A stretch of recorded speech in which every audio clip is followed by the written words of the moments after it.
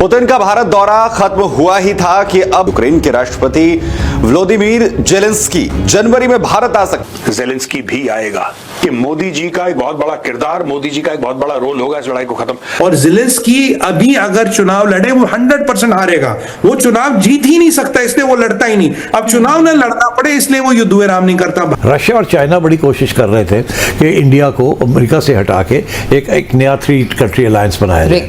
Trump साहब की धमकियां देखी, यूरोप की तरफ से धमकियां देखी, सब तरीके से तमाशा देखा। उसके बाद भी जो दोस्ती है भारत और रशिया के बीच में, उस दोस्ती में दरार नहीं आई। मैं कह रहा हूं कि जब शांति होगी उसमें यह आपको पता लगेगा कि भारत का एक अच्छा खासा रोल था। बाद में 6 माह के बाद या 8 माह के बाद या महीने साल के बाद जब यूक्रेन के अंदर कोई सेटलमेंट होती है तो America will try and come back to establish a relationship with India. Pakistan में 2 जहाज के बीच में मिड एयर कोलिजन हुआ है। एक खबर आई कि भैया एक J-10C है और एक F-16 है, दूसरी खबर कहती है भैया दोनों ही J-10C है। पाकिस्तान ने सीजफायर मानी अमेरिका की और अप्रिशिएट किया। इंडिया ने क्या किया? इंडिया ने ना माना ना अप्रिशिएट किया, क्योंकि उन्होंने अपना डोमेस्टिक नैरेटिव बना के रखा हुआ। हिंदुत्ववाइज इंडिया हमें नजर आता है, तो फिर हम देखते हैं तो इंडिया हमें लगता है कि as a country which is sponsoring terrorism as a state policy.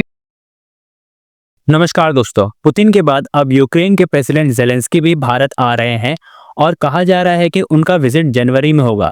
जिस तरह से रशिया लगातार यूक्रेन पर अटैक कर रहा है और अब रिसेंटली ही रूस ने एक बड़ा अटैक किया है जिसमें यूक्रेन के हर एक सिटी को टारगेट किया गया। इसके बाद अब पूरे यूरोप में खौफ बैठ गया है कि अगर पुतिन को शांत नहीं किया जाए तो रशिया पूरा यूक्रेन को ही निगल सकता है। और ट्रंप रूस से बात करके इस लड़ाई को सुलझाने में बिल्कुल फेल हो गए हैं।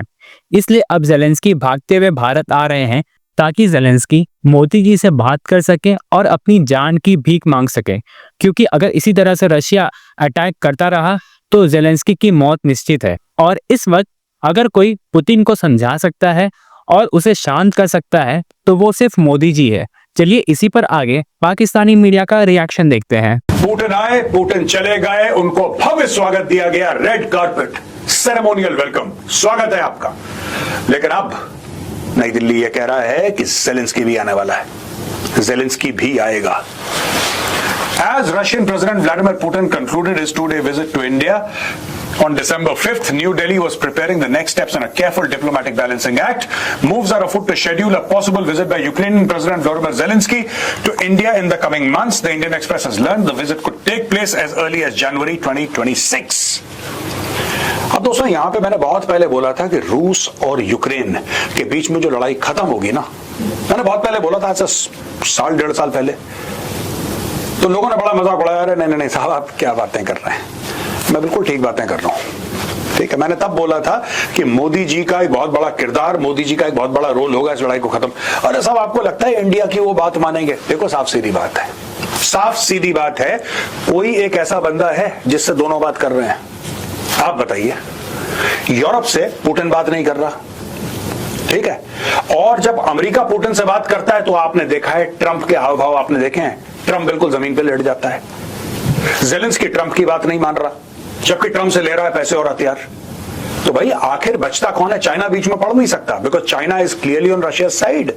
के नीचे वाले लोग जो उसके right hand left hand man है, इन पे फॉर्मली करप्शन के आरोप लग के गिरफ्तार तक हो चुके हैं। इनकी जेलेंस्की का मामला टाइट। और अगर मैं बात करूं अजरॉफ की, अजरॉफ कौन है? अजरॉफ है फॉर्मर जो प्राइम मिनिस्टर है यूक्रेन का। उसने एक स्टेटमेंट दिया है, कहता है भाई अमेरिका जेलेंस्की का तख्ता पलटने की तैयारी कर रहा है। अगर वो अमेरिका की बात नहीं मानेगा तो उसका तख्ता पलटा जाएगा, कहानी खत्म। जेलेंस्की की कहानी खत्म, उसका तख्ता पलटा जाएगा। अब बोलोगे ठीक है यार, अजरॉफ तो विपक्ष में बैठा है, वो तो कुछ भी कह सकता है। भाई विपक्ष तो अब यही बोलेगा कि सरकार गिरेगी। अब अगर आप कतार जाए जहां ट्रंप जूनियर से स्टेटमेंट पूछा गया तो भाई साहब आपको ये क्या लग रहा है? अब देखिए कैसे जियोपॉलिटिक्स बदल गई, डॉक्यूमेंट बदल गया, जियोपॉलिटिक्स बदल गई। तो ट्रंप जूनियर कहता है एक बार बताओ कि अमेरिका ने खाली चेकबुक काटने का ठेका ले रखा है? ये जो यूरोप वाले हैं ये पैसे तो देते नहीं। हमने स्वीडन से बोला कि 5% दो, कह रहे 2.2% हमारा बड़ा एफिशिएंट है, उसमें बहुत काम होता है। कह रहा है अमेरिका चेकबुक नहीं काटेगा, अमेरिका पैसे नहीं भरेगा। अगर तुम्हें रशिया से लड़ना है, कब्जा करना, जाके करो, पैसे लगाओ, करो, हमारी लड़ाई तो तो है नहीं, जो हमको शुरू से कह रहा था अमेरिका बोलेगा कि मेरी लड़ाई नहीं है भाई, ये तुम्हारी लड़ाई, तुम जाके लड़ो। और कह रहा अगर तुम्हें लगता है अमेरिका का काम चक्के काटना, तुम बदमाशी करो, अय्याशी करो, ये नहीं होगा। अब वो एक चीज कहता जी मैं मोनाको गया था अपनी गर्लफ्रेंड के साथ, कह रहा मुझे 50 सुपर लग्जरी गाड़ियां, बुगाटी, वो खास नाम लेता बुगाटी का। क्यों, मैं आपको बार बार कह रहा हूं, जो दुनिया में सबसे महंगी बुगाटी वो अभी ज़ेलेंस्की की बीवी चलाती है। कह रहा है जो सबसे महंगी महंगी बुगाटी, इन पे यूक्रेन के नंबर प्लेट है। यूक्रेन में क्या सोने की खाने निकली है, या यूक्रेन के लोगों ने लूट खसूट करके मोनाको भाग गए, वहां गरीब को छोड़ दिया मरने के लिए, लड़ने के लिए। आधा यूक्रेन तो, और यूक्रेन के रईस तो मोनाको में बैठे। ज़ेलेंस्की ने स्पेन में, आपका फ्रांस में, दुनिया भर में एस्टेट्स लिए, सबको पता है। 140 बिलियन डॉलर का हिसाब किताब नहीं, मैं आपको कह रहा हूं आपके चैनल पे, कह रहा हिसाब किताब नहीं है। कह रहा ये लड़ाई तो उनके लिए एटीएम बन गया, जब तक लड़ाई चलती रहेगी माल आता रहेगा, लड़ाई चलती रहेगी माल आता रहेगा।